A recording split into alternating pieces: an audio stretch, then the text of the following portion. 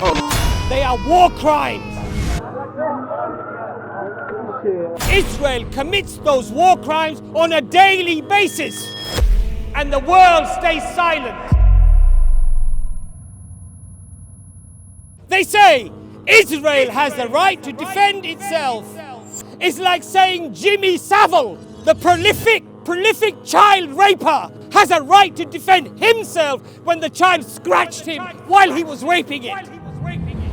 If you treated a dog in this country the way that the Palestinian child is treated in Palestine, wallahi, Allah is my witness, you would be arrested for treating a dog in that manner. Today they're treating human beings worse than an animal.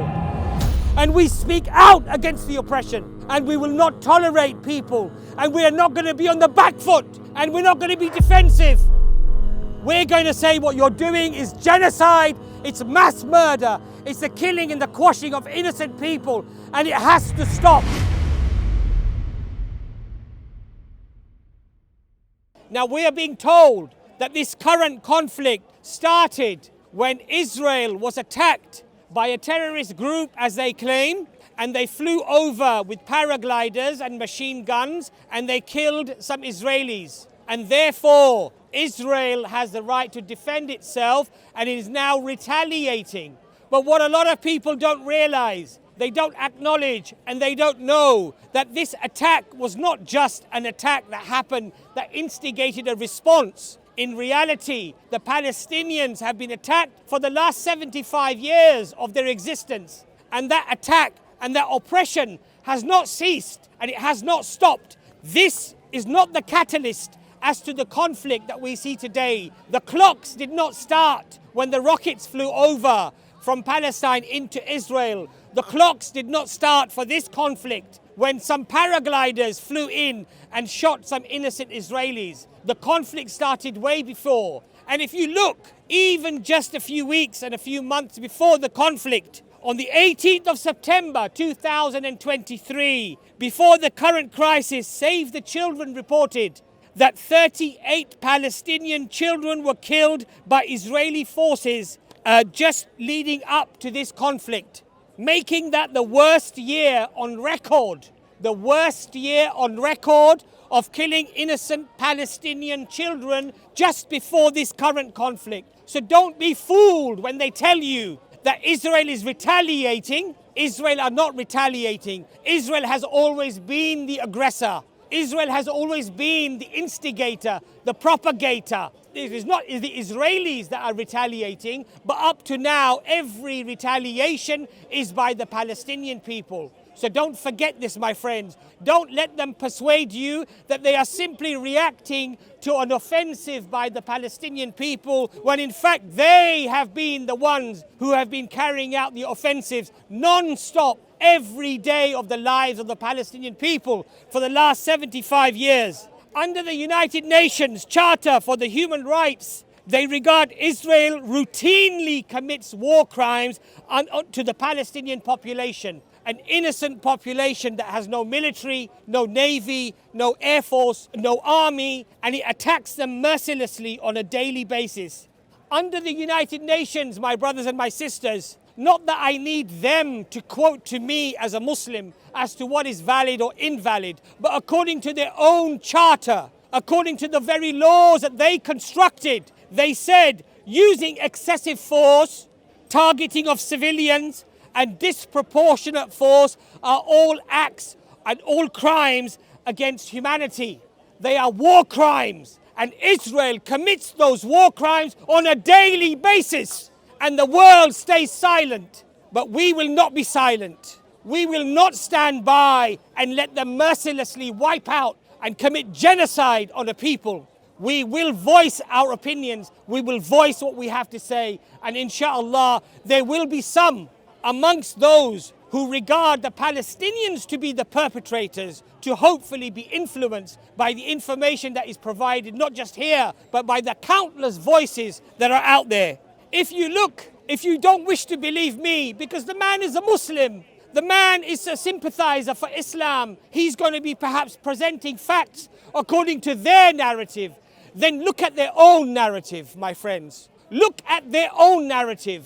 If you study the organization for the Israeli soldiers who are breaking the silence, Breaking the Silence is an organization that catalogues and interviews Israeli soldiers who have gained a conscience and who are speaking out against the atrocities that they are committing on a daily basis. Hear what they have to say. If you don't believe me as a Muslim, believe the Israeli soldiers who are telling us that we deliberately and continuously, on a daily basis, humiliate the Palestinian people. We attack civilians. This is their words, not my words.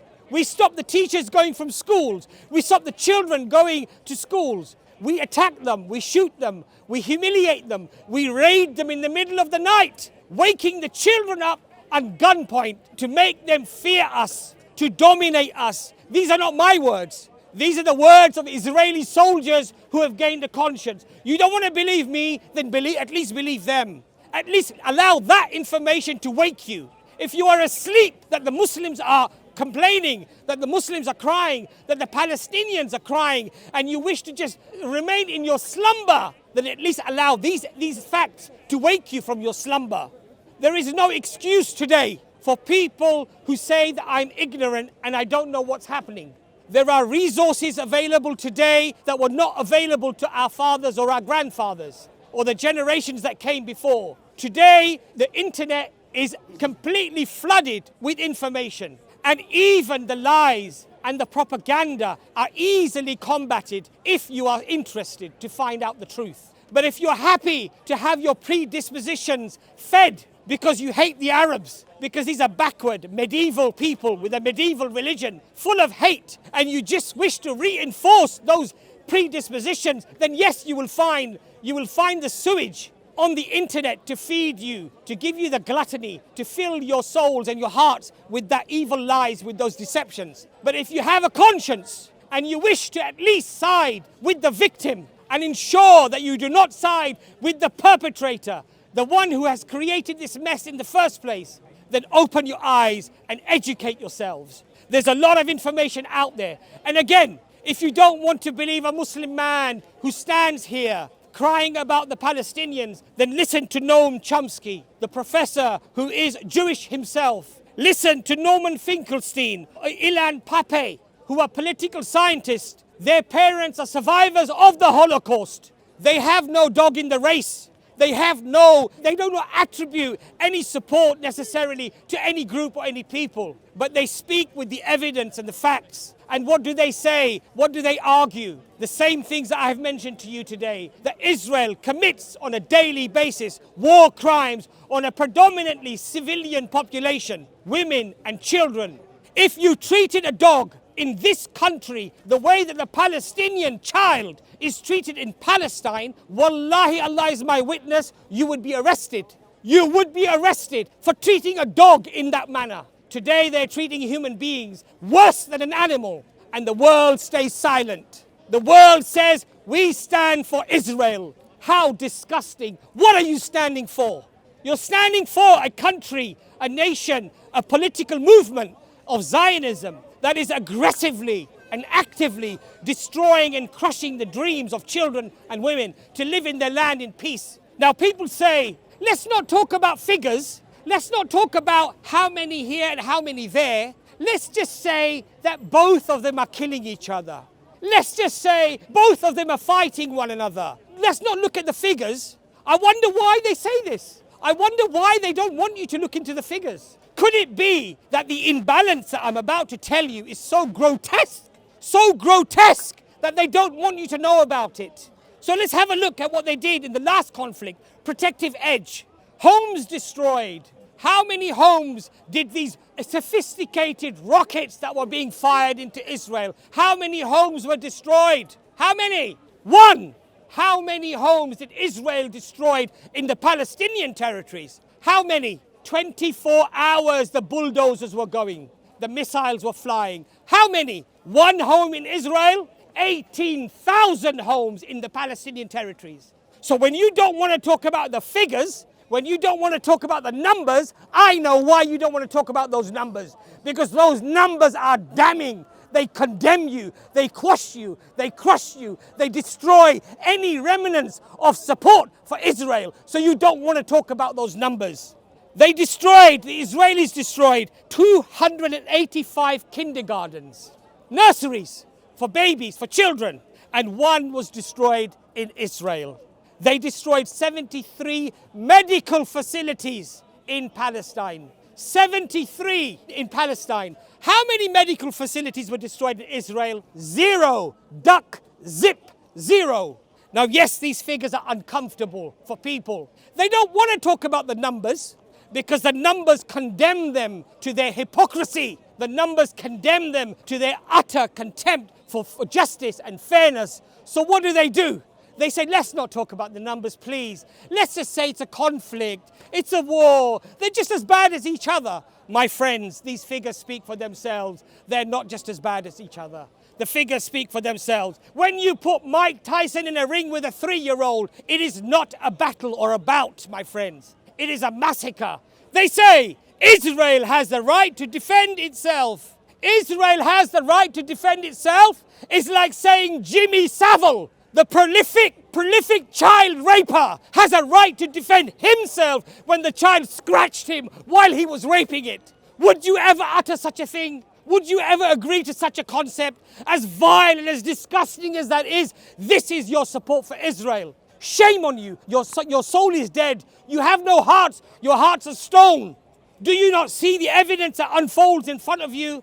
You wish to remain blind and deaf and dumb to the misery of people?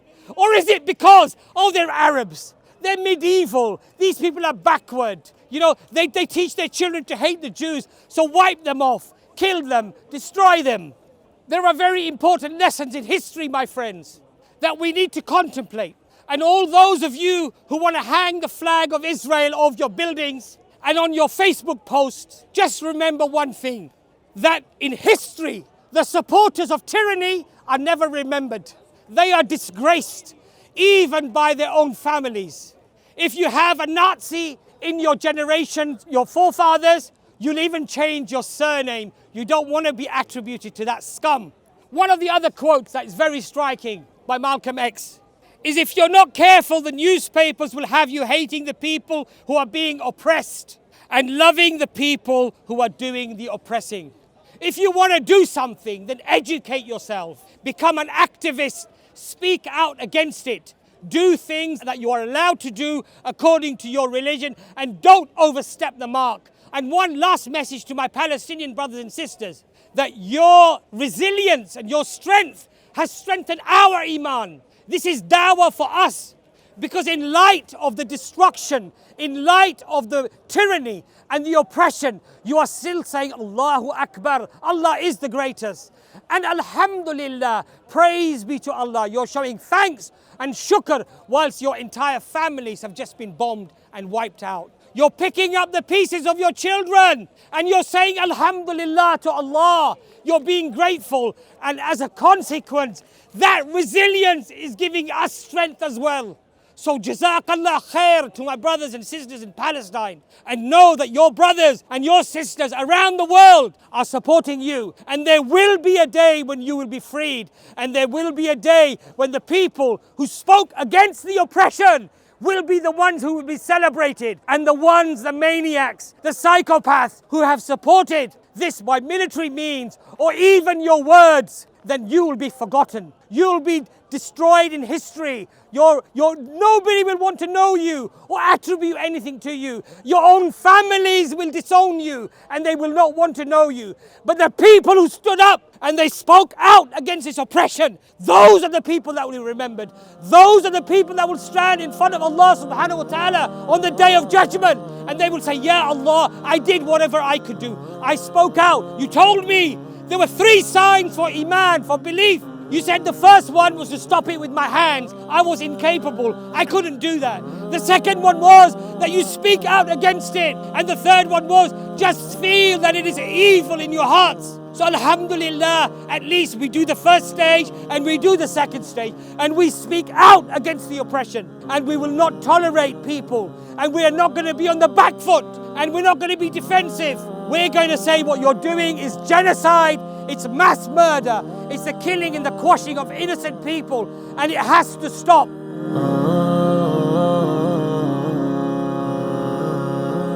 oh,